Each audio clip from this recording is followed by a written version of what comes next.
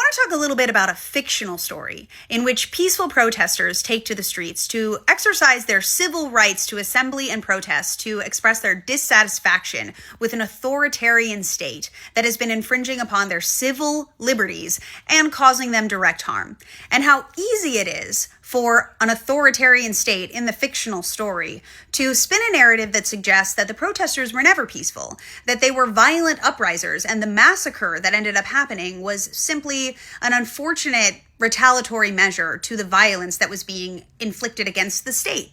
And in this fictional story, there are characters that choose to believe the convenient truths that the powers that be are selling them so that they can continue to live their peaceful lives that are unaffected by this. And there are characters that can't ignore the historical precedents of these actions and their own fucking eyes. And Mon Mothma is one of these characters that gives one of the most moving speeches in cinematic history, where she says the difference between what is said and what is known to be true has become an abyss. Of all the things at risk, the loss of an objective reality is perhaps the most dangerous.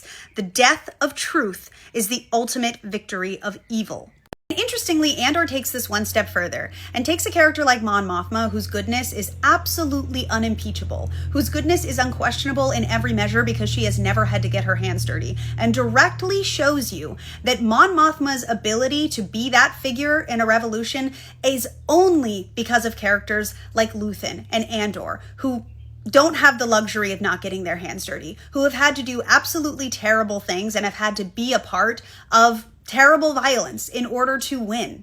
Because historically, after the dust settles, whatever power comes to replace the authoritarian or fascist state is going to need characters like Mon Mothma to point to, that are insulated from the violence, to say, see, we can reason with each other. Violence and civil disobedience is never the answer.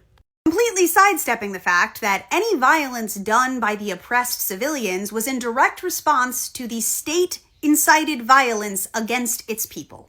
Anyway, that's enough about fictional stories for today. Apropos of nothing, I would like to remind people that I live in Los Angeles with my 6-year-old son. And if anyone's telling you that it's like a war zone here right now, they're lying to you. And I would encourage you to question what motivation they could possibly have for doing so.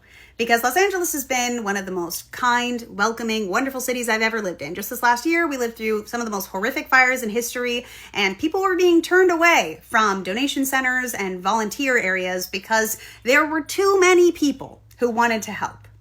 The only thing I'm scared of right now are ICE agents rolling up to my kid's school to harass the 6-year-olds that he goes to class with about their home lives, or the National Guard rolling fucking through, spreading tear gas and rubber bullets on civilians. So